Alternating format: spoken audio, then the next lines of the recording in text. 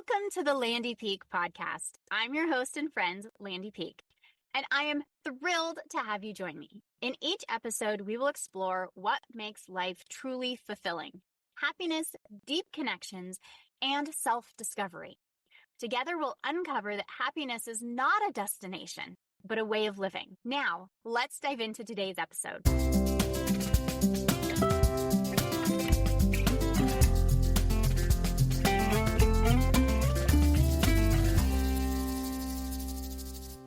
If sex has started to feel like one more thing on your to-do list, if you sometimes think, why does this feel harder than it used to? If you love your partner, but sex doesn't always feel fun or easy anymore, this episode is just for you. Welcome back to the Landy Peek podcast. I'm Landy Peek. Today's conversation is one so many women quietly need, especially if you're in a long-term relationship, you're juggling kids and work, and you're carrying a lot in your head all day. I'm joined by SkyeBlu Cutchie, empowered intimacy mentor, certified relationship intimacy and sex therapist, and she's been helping women and couples reconnect with pleasure, owning her voice and confidence for over 8 years. In this episode, we talk about why sex can start to feel pressured, why some people warm up quickly and others need more time, how to speak up without blowing up your relationship, and how to bring back safety and play into the bedroom. This isn't about being better at sex. It's not about forcing yourself to want it. It's about creating sex that feels good in your body again. So let's dive in. Welcome, SkyeBlu Cutchie, to the Landy Peek podcast. This is her second time being on the podcast, and she was also in the village with me, and I absolutely love her. So welcome. Can you tell a little bit about yourself so the listeners can get to know you? Yes, thanks, Landy, for having me. I'm so happy to be back. And I am the Empowered Intimacy Mentor. I'm also a certified relationship intimacy and sex therapist for over 8 years now. And I'm supporting couples, but also women as individuals in making sex fun and exciting again rather than an obligation or a chore or something to cross off your to-do list. I love that because I think, and I'm so excited for this conversation as we talk about women finding their voice and finding that joy and love of sex again or for the first time. Because a lot of women that I've talked to have more of that transactional view of sex where it's not something that they want and love, but something that's just kind of part of what they have to do. Mhm. Yeah, and I feel so sad when you say that, but because it's true, a lot of women feel this way and they don't have to. If they Right. don't want to. Right. Yeah, sex and intimacy could be something to be looked forward to that's pleasurable for all of you, for both of you. Something that is joyful and connective rather than something like, oh, this is something I have to do for my partner to make him, probably a him, but maybe her happy. Mhm. As you kind of talk about, so the first thing that's popping into my head, so it's that a lot of women, I'm going to back up, kind of before sex happens, a lot of women feel like there's certain touches that are like, this leads to sex. But I have a client that's coming to mind. Every time partner gives her a back rub, it's like, oh, he wants sex. And then that back rub becomes something transactional and not something that she enjoys. And Yeah. so many women I hear want to come back to that space of touch for touch because we have that connection, not touch that leads to something or has to lead to something. Can you speak to that? Mhm. Oh my gosh, I hear this often. And I've also experienced it. I've been with my partner for over 20 years. And there was a time in our teens and 20s, we met in high school. But like that, what you're talking about was happening back then. Mhm. So I can really empathize with women who feel like that. And I think that the issue is we are not taught, especially in America. Our sex education totally sucks. So we're not taught how to talk to your partner about sexual desire, about wanting to connect intimately. So what tends to happen is if we're talking about a heterosexual couple, a man and a woman, the guy is usually the person with the higher level of desire or a more spontaneous level of desire, which is like spontaneous meaning he sees something and he's just like, ooh, now I want sex. Mm-hmm. And because he probably doesn't know how to talk about it, Right. connect beforehand, Hmm. he will probably do something like, ooh, a back rub. And or like there's a certain kind of touch, or like we get in bed and then I start like kissing your neck. And then what happens is over time, she will start to associate you're touching me like this because you want to fuck me. Mm-hmm. And that is like unappealing Right. because what's happening is she probably wants and needs more before having sex with her partner. She wants more emotional connection. She wants more physical connection, just like kissing, cuddling, sensual showers, so that her more responsive type of desire can get kind of revved up. It's like a slow burn before she's like, "Ooh, now I want sex." Yes. So that it's just a miscommunication and a lack of understanding around the types of desire and how to access what I call your playroom. Right? So someone with a spontaneous level of desire can enter their playroom, and that's like the place in your brain where you go to like have fun and explore sexuality. Yeah. He can probably enter that playroom real fast. Okay. And then she might need a little bit of warm up. She probably needs to relax. She needs to connect. She needs to feel safe. Hmm. And then she might venture into the playroom. Right. So no one's doing anything wrong. It's just a lack of understanding and communication around desire and needs. I love how it's just coming down to kind of breaking it apart to it's a lack of communication and that we have different desire and needs. And I love the visual of the playroom that, one person can jump right in, but the other one needs a little bit more support getting there, more connection, being able to downshift. I know so many women who are just running on fumes and going and going and going and having 1,000 things and feel like they need the dishes done and the house picked up so that they can rest and shift into that ability to go into the playroom.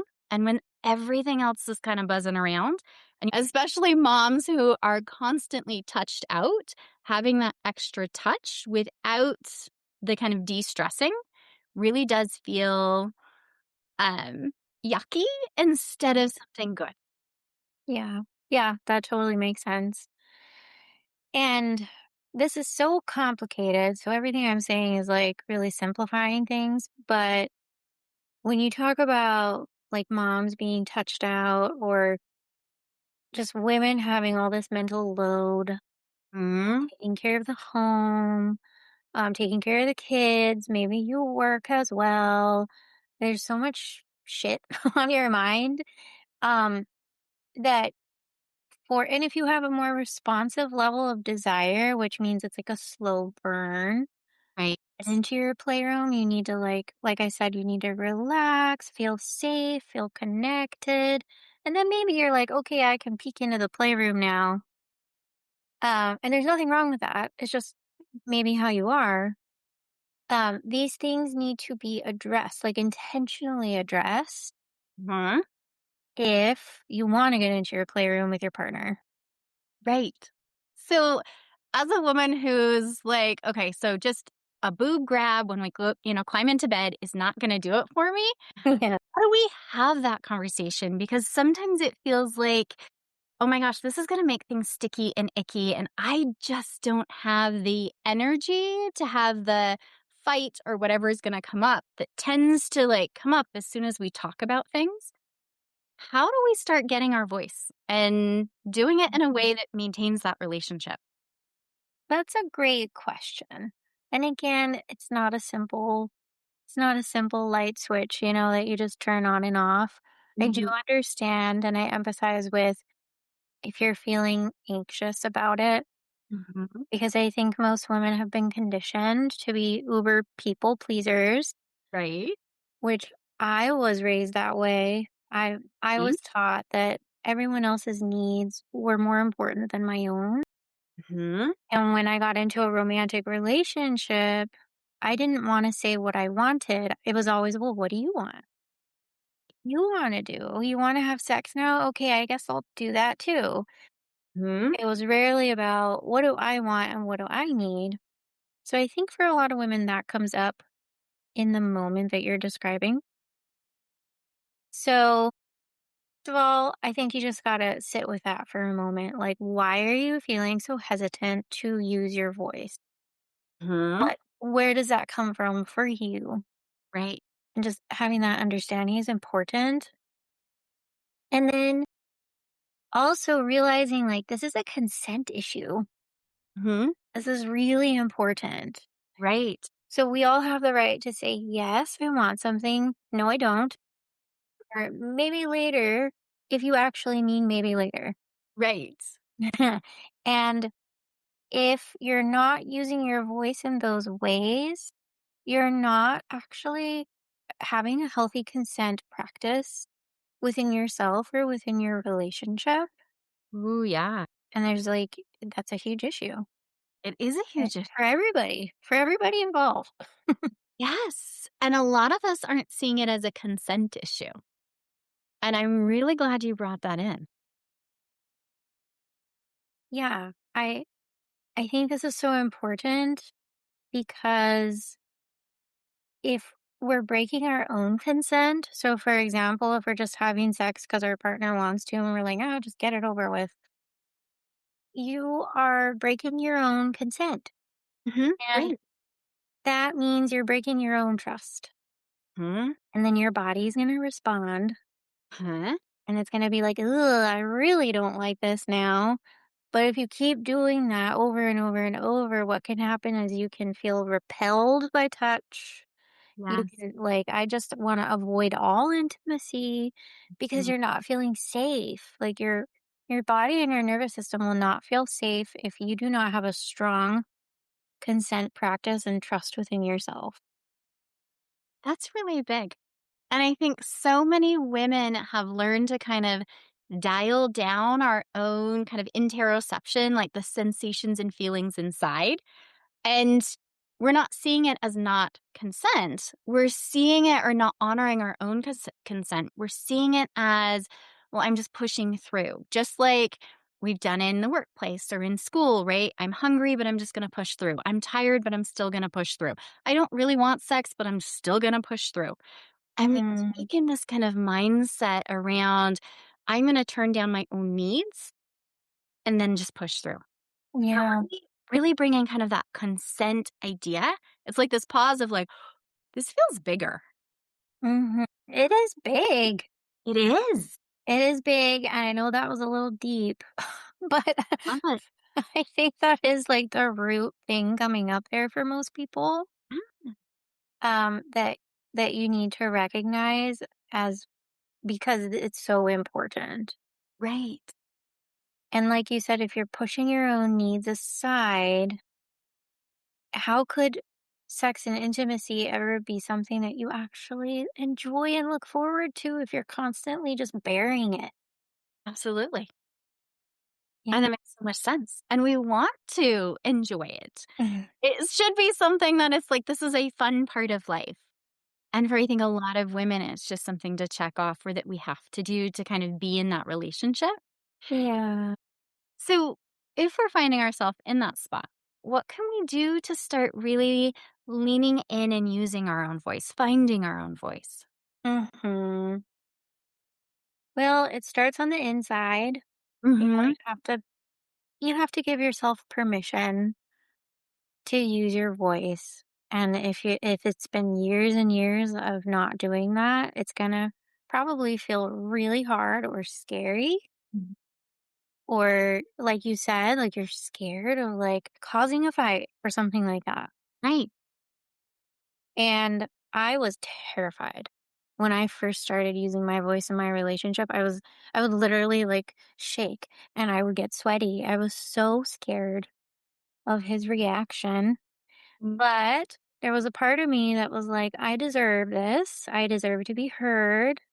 Mhm. And I decided I don't want to be in a relationship where I can't use my voice or where my partner is going to flip out Right. if I do say no to something or we have a difference of desire. Right. And because I believed that, I kept going and I kept practicing. Mhm. So, what I would recommend is like start small. You can even start outside of the bedroom Mhm. and just checking in with yourself about like, what do I want in any given moment? Right. What do I want to eat right now? What does my body need right now? Do I want to actually be talking to this person? Mhm. Like, so you're starting to build your consent muscles, is what I call them, outside of the bedroom. And sometimes that can feel a little bit easier. And then over time, those can translate into the bedroom. Mhm. Like, oh, this position is not doing it for me. I'd like to switch it up. Right. I am genuinely exhausted and I don't want to I don't want to go all the way, but I would really love to make out instead. Yeah. So that's how you start. And I know that it's way easier said than done. It is easier said than done, and Mhm. a lot of times I think it's tuning in to kind of what we want and need in like, okay, so I make dinner for what my partner wants, what my kids will eat without a fuss, what I have in the fridge, what's on the way home, but not tuning into what actually sounds good to me.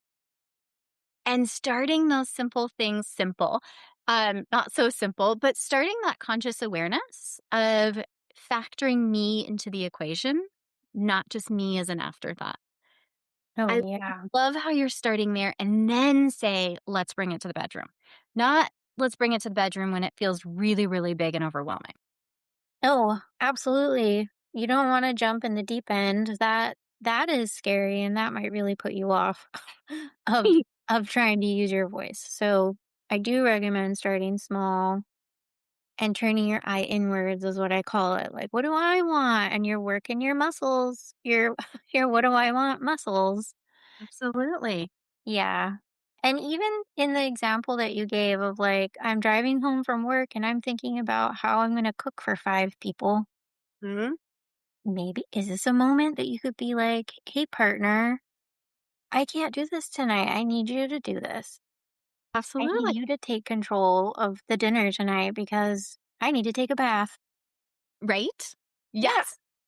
And a lot of it comes to kind of that internal emotional capacity and being able to say, tag, you're it. I'm out. I don't have the capacity to cook dinner. And allowing them to step in and having those conversations around it's not just allowing, but inviting, expecting them to step in. Because sometimes I know in my relationship, that wasn't always the expectation. I did a lot. And then I got to a point of, I'm not doing everything for everyone anymore. And so sharing, inviting in others to take in that responsibility, my kids included, really does kind of flip the script and allowed me more time to focus on me and get curious about what I want and what I need. Yeah, Okay, giving up that control as well. totally. I love that you brought that up because it makes me think of like traditional gender roles. Mhm. I will preface this by saying if you're a person who believes in traditional gender roles, that's totally fine. Mhm. As long as you're consensually entering into that agreement, Right. right? That's totally fine if that's how you want to live your life. However, I think that a lot of women just go into it because they think they should, Yes. and because I don't know, they haven't thought about maybe this could be different or this is, the traditional gender roles is still typically what we see in society as well. And myself included, I thought I needed to take care of everyone else, make dinner all the time. I do all the housework. I have a job. I have 2 jobs, but I took on all this other stuff without even thinking twice about it Right. because of what I learned. So if your choice is, I actually don't want to do that anymore, I don't want to prescribe to that, Mhm. that's okay. And then having those conversations with your partner is really important so that you can enter into an agreement that's like mutually agreed upon. Right. And that's huge. It's huge. Yeah, I agree. We're going from bringing in some more kind of different dynamics, I guess, outside of the bedroom. How do we start broaching that topic of inside the bedroom? I love Mm, you brought up at the beginning that we have two kind of different ways to get into the playroom. Can you speak to that in a way that maybe women can then use that as a stepping point of, okay, so there's a playroom and you might have spontaneous and I can't remember what else you said, but yeah. have a different way to relate. How do women start that conversation? Hmm. Well, first of all, I'd recommend a book. Okay. If you'd never read Come As You Are, Amazing. Emily Nagoski, highly recommend it. Same. A lot of the information I'll share is from that book. But anybody of any gender can learn so much about sexuality and desire and your brain and how it works in Yes. this book.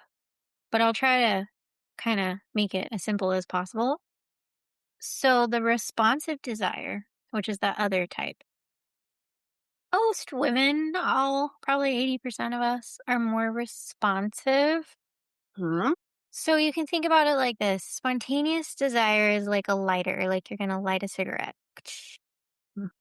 You see something, smell something, like there's a stimuli you get exposed to. If you're more spontaneous and you'd be like, ching, the lighter's on, and you're like, ooh, I'm thinking about sex now, and that sounds really good to me.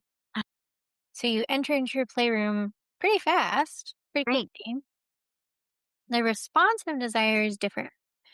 Mhm. It's like building a campfire.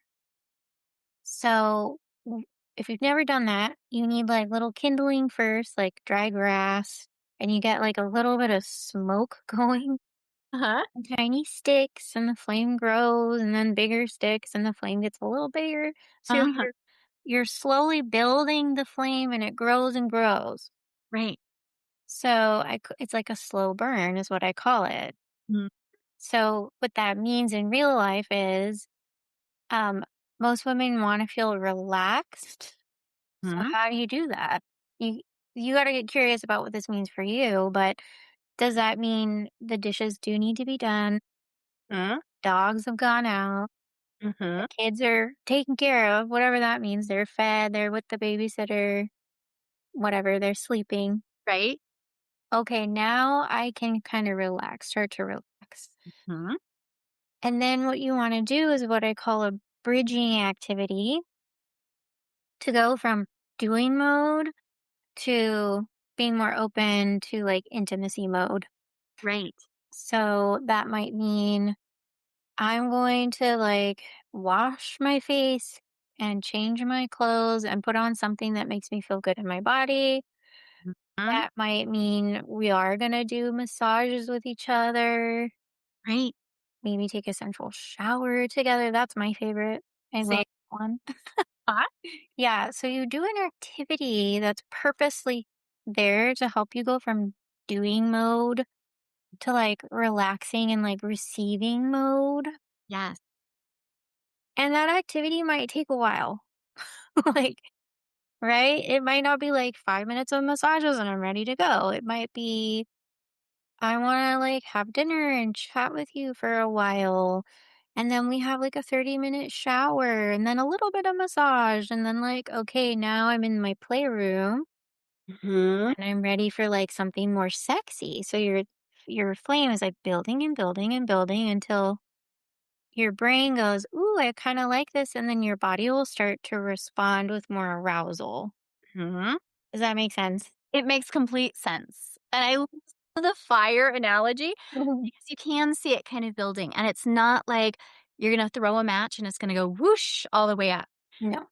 But really giving that space and time, if you think about, okay, that little kindling, that little grass needs to catch on, then it's gonna smoke for a little bit, and then you have little sticks that are gonna catch, and then they're gonna smoke and grow. If you think about that in our kind of transition into that playtime, it does take time because we're going from 1,000 things that we're doing and thinking about. I love the bridge. And then we need something to kind of help shift us from doing to more open to receiving. But it's still not just one bridge. It's not, we're just going to change our clothes. We're just going to sit on the couch for a minute. You're talking about multiple things to get us to that space that we're ready for our playtime. Absolutely. And this can be over the course of like a few days, Yes. right? So this is making me think about a lot of people are like, I want it to be spontaneous. There's nothing wrong with that if that's what you want. However, if you think about back when you were dating, Hmm. were things really spontaneous? I don't know. You probably shaved your legs the night before, Yes. probably picked out your outfit. You Right. probably thought about what are we going to do on our date? Hmm. And then you had dinner and hung out for a while. And Uh-huh. then maybe at some point you did have sex. Right. Like, do you see how like you did all the things I was just talking about over the space of time? Absolutely. I'm so glad you brought that in because we often think of more of like our 20s, early, years and years ago of having sex. It felt more spontaneous, right? It felt like you're out, you're doing something fun, and then you end up having sex. But there is this whole process that you did getting ready to see this person because at that time we weren't living together. And Yeah. so there is that like premeditated time that we're going to get together, that we are going to go out and do something fun first. Yeah. And now we're with each other all the time and live together. And it's more of that expectation of, okay, day's done, kids are asleep. Now we have 30 minutes before I really have to be asleep because I have to get up Yeah. at 5. And we're trying to cram it in this little time. And we haven't Yeah. given all of that preparation. And Mhm. really honoring that we've probably always needed that. We just didn't recognize it. Yes. I love how you just explained it. Yeah. So if you're in a longer term relationship, like you still need to date each other. It Yeah. will look different because now you live together and you have all of these life responsibilities. But like, you still need the same thing, Yes. right? Like, you need to wake up. There's a saying, seduction starts from the moment you wake up. Ooh, I love that. Yeah. So you wake up. How do you start the day? Something my partner does that I love. He's an early bird. He's up way earlier than me. I Hmm. need more sleep than he does. But before he goes to work every morning, he comes over and he kisses me and he's so sweet and he says sweet things to me. And even though I'm half asleep, like I feel so connected with him already. Hmm. And then throughout the day, we text each other. If I'm in the mood, sometimes I'll take a sexy photo and send it to him. Sometimes we plan, like, hey, do you want to hang out tonight? What would you like to do?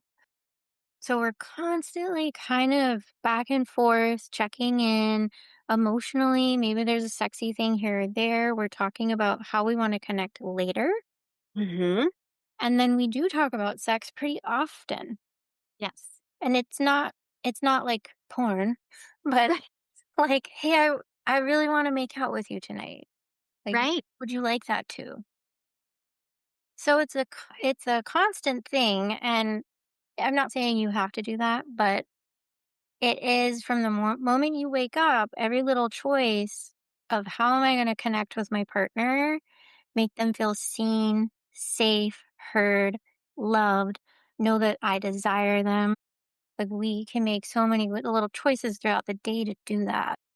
Yeah, I love how you kind of brought that in because we do very similar. in that it starts early and my husband also gets up extremely early.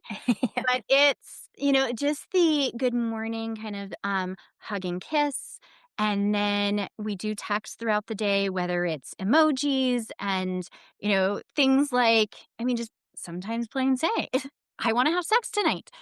But it's a lot of and I've looked at it as kind of like full day foreplay, but it is a connection throughout.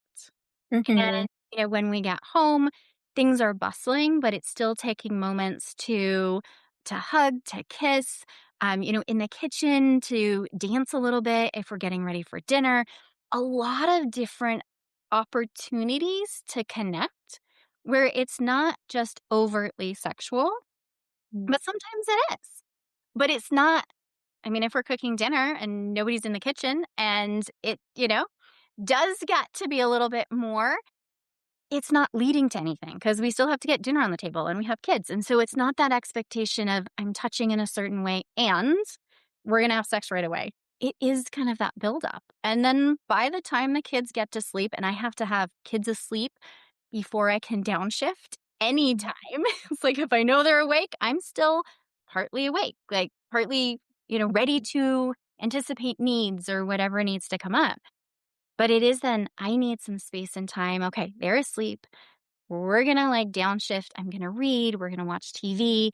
And then I can start thinking about we're going to have sex. But it isn't that, okay, kids are asleep. Let's go. There is that downshift that needs to happen. Yeah. So it sounds like throughout the day you are stoking your fire. Right. And what I love about your story is like there's a lot of what I call non-demand touch. Oh, I love that term. Yeah, non-pressure touch. Yes. Hugging, kissing, dancing, having Mhm. fun. There's not a sense of pressure behind it that like I'm touching you now and we have to go all the way. Yes, because I think that I'm touching you now and we have to go all the way.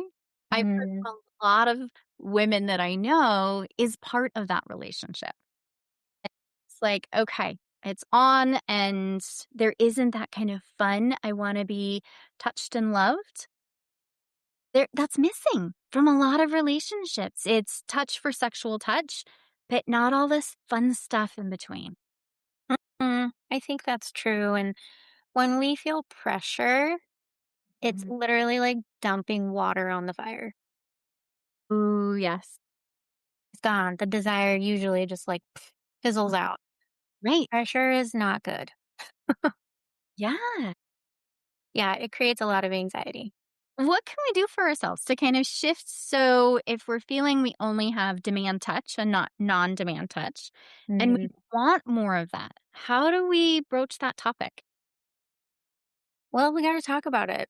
Hmm. We have to talk about it. And again, I understand if you're having anxieties, nerves, you're afraid of how this is going to land with your partner. The truth is, I work with a lot of clients, and sometimes partners don't like to hear these things, Right. which is understandable. But again, you got to remember like, I deserve to be heard. Hmm. My needs and desires are just as important as my partner's. Hmm. And if this is really important, you have to you have to pretend there's a bubble around your partner and there's a bubble around you. Hmm. If your partner has feelings about whatever you're sharing, it's okay. Their feelings belong in their bubble. Hmm. Leave those over there. Stay in your own bubble and keep reminding yourself like I deserve to be heard. I deserve to be heard. It's okay. They can stay in their own bubble. Hmm. So that Huge for so many of our relationships is that the other person can have their feelings and their feelings are theirs. And I love the visual of the bubble. And we can still have our needs and we can still share our needs and have our voice. It works with our kids too. All of the different relationships is they can have their emotions, it's theirs, and we can still have what we need and be able Mhm, to communicate that. mhm. So you're right. A lot of these things, I think we go into the conversations less prepared for their emotions. and we've kind of thought about what we want to say and what we want to do. And then when they have a reaction, it throws us off. And it's like, oh, now we've got to backpedal or we've got to, try to repair the relationship instead of that separation of, oh, it's just their emotions and feelings. And that's okay. They can have those. That's And okay. it Mhm, doesn't impact my needs. It's an and. They can have mhm. emotions and I can still want something different. And I don't have to bend just because they're having emotions. Yeah, exactly. That's exactly right. And so I'd say that's how to approach the conversation. Mhm. And then how to actually do it Ah, is what I recommend is called a soft landing. okay. So you start the conversation by saying something kind or loving or something about the relationship and your connection. I'll give you an example. Like, babe, I love that you want to connect with me sexually. Mhm. Feel your desire. And I also want to be sexual with you. Mhm. So that's the nice part. That's the kind, soft landing. And I need more touch throughout the day and without any pressure for more before Mhm. I can feel open to sex with you. Right. That was just an example. Mhm. So the soft landing most of the time helps partners feel a little bit less defensive, Right. but not always, right? It's not a guarantee. But it does help. And like, okay, mutually, we do want this. I see you want it. I'm saying I want it as well, that we have that connection. And in that slow burn, and I love that visual, I need more touch. I need less demands. I want to touch to touch. I want to touch just because it feels good and I want to feel connected with you without having the expectation that we're going to have sex every night. That Yeah. we can just play without having to have sex. And that's going to build more of my connection with you to have me more open. And there it is. I love that how you're approaching that conversation. We're kind of laying out the needs and how our bodies work and hoping that it's received well, even though sometimes it might not be. And that's okay. And that's okay. Yeah, it's okay if it's not received well. Of course, it would suck. And that's not the reaction that you want, but you still deserve to be heard. Yes. And then I do want to bring up, because I have seen this quite a bit in my work, is sometimes male partners will be like, well, what about what I want? Oh, yes. I see that often. Okay. And I have a lot to say about that. But specifically, if you're the female partner trying to talk to your partner about this, the guy, and he's like, well, what about me? Like, I want to have sex. Hmm. Well, again, this is a consent issue, Yes. right? Hmm. If someone is telling you, I don't want that right in this moment, you're saying no. And that needs to be respected. That is a boundary. Yes. And this is a really important and difficult part about using your voice. It's Hmm. saying no, meaning it, Hmm. and then not being like, well, fine. I'll just do it because you want to. Right. Because that's gonna, if your goal here is to enjoy sex more often and want it more often, you do not want to go back on yourself, backpedal and be like, "Oh, well, okay, I'll do whatever you want." Right. Because there's a part of you that's going to be like, "Well, this still sucks and I don't like sex." Yeah.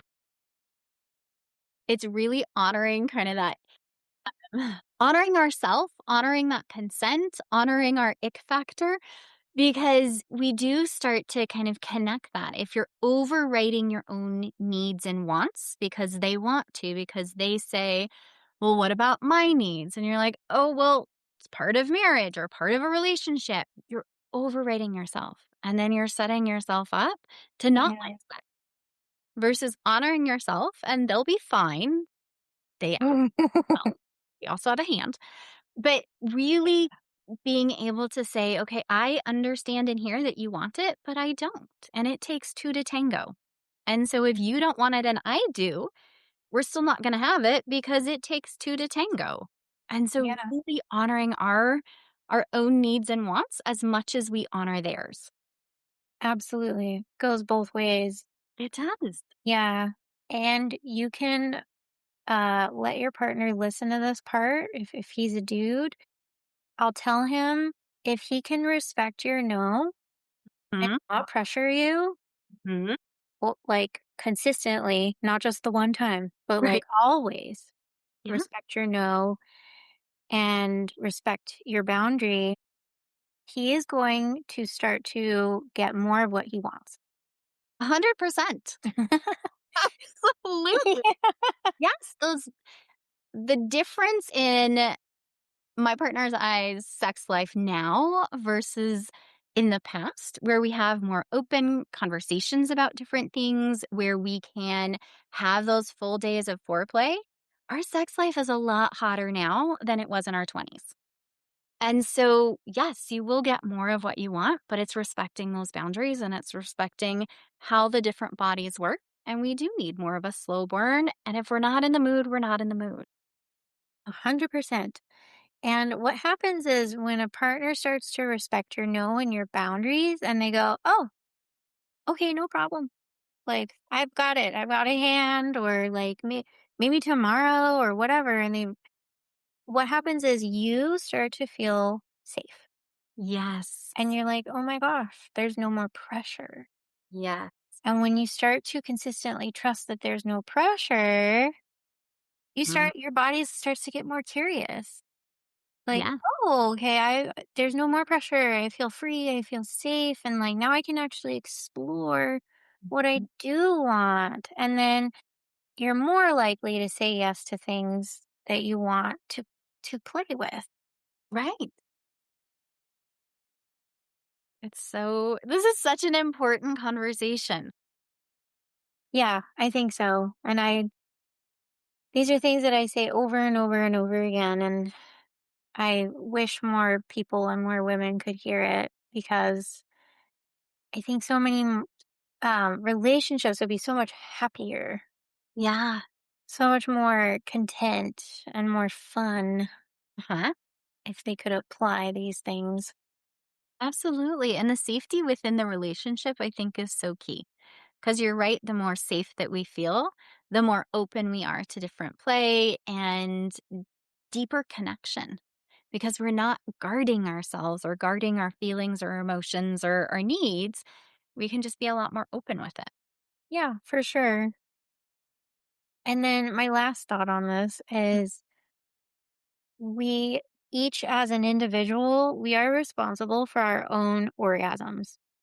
Oh, I'm so glad you brought this up. Yes. Everybody is capable of giving themselves an orgasm. Mhm.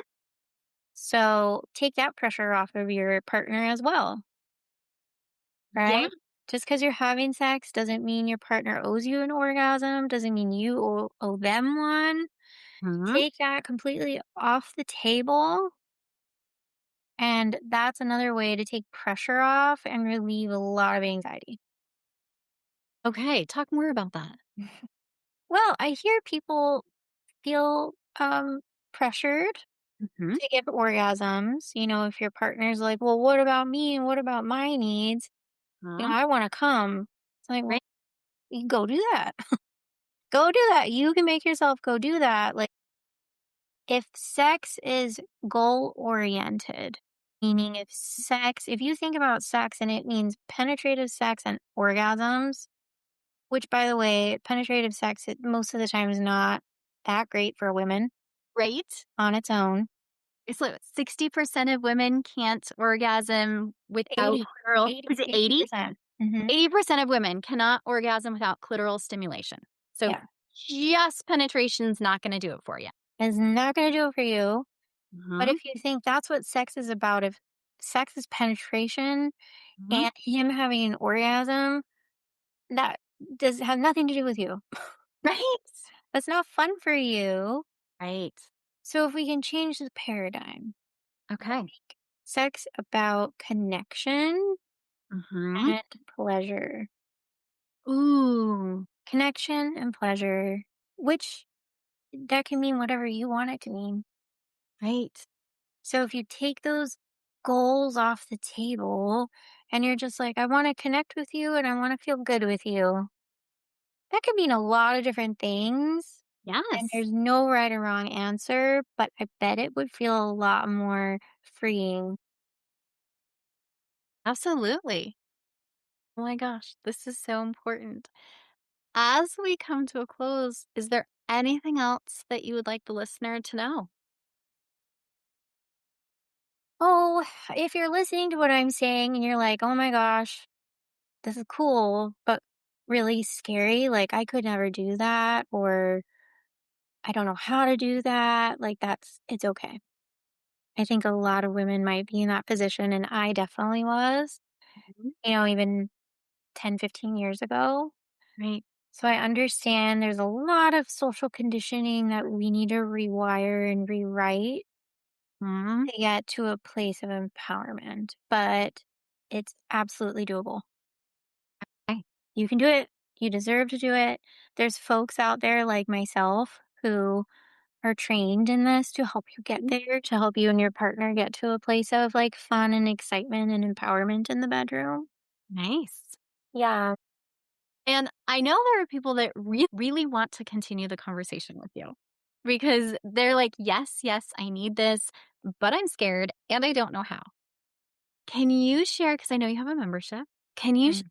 how people can connect with you and really have support so they're not doing this on their own? Because it's a lot to try to figure out on your own without that extra support. Yeah. Thanks, Landy. You don't have to do this on your own. I can support you in this, and I've been doing this work for a really long time. And I have a membership called the Pleasure Posse.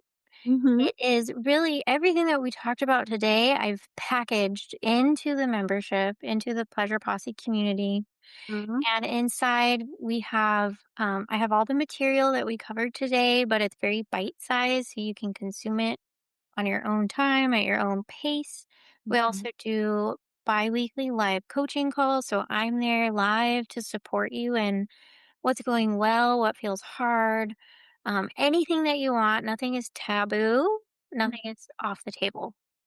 I love that. Yes. So, Landy, I'll give you a link to the Pleasure Posse, and I would love everybody to like jump in and just like check it out. There's no contracts. Okay. So you can cancel anytime if you just want to try it for a month and then you want to leave. That's okay too. That because it's number 1, getting support from you, which I think is Mhm. huge. Just to have that knowledge and the voice of reason in what we deserve and how we can ask, and the support in understanding what's going on with our bodies, but also the community aspect that you're not just doing it on an island by yourself, that there are other women in exactly the same situation that have exactly the same partner responses, and being able to see, oh, okay, this is something that we can work through. We can see other successes. We can understand different ways and feel that support as a community, I think is really huge. Yes. And I try my best to make this a very safe container. Hmm. It's very respectful. And also, if you want to be really involved and like talk to me and ask questions, you can. But if you don't want to do that and you just want to kind of consume and like watch recordings, you can do that too. So you get to participate however you want. Which is so perfect for this topic, and being able to where your comfort zone is, where your Mm. boundaries are, what you need, and being able to Mhm. support in the way that you need it. I Yeah. absolutely. Thanks, Landy. Oh my goodness, thank you so much. I really appreciate you kind of bringing this to light and being a safe space. And I love that you said in the membership, there's no taboo, nothing's, off the table. Because where else are we gonna get a conversation like that? Where we can show up in a space and have like, "Okay, we can go anywhere you wanna go, nothing's off the table." We can talk about all the taboo stuff because, even as young people, I don't think we had a space where we could really open up and talk about all of the issues in a really Mhm. open honest, supportive way. So Yeah. thanks so much for creating that space for women. Oh, you're so welcome, and thank you for having me on and allowing me to, like, get these messages out there to all of these awesome women. I really appreciate it.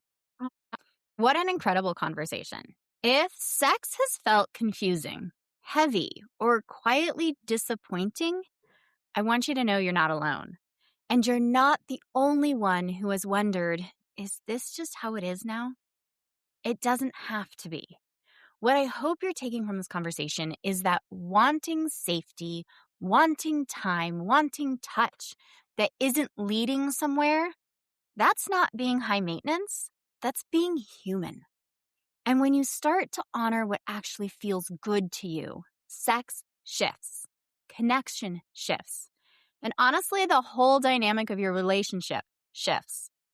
If you want more support around intimacy, specifically SkyeBlu's membership, the Pleasure Posse, the link is down in the show notes. She creates such a grounded, no-shame space to keep this conversation going.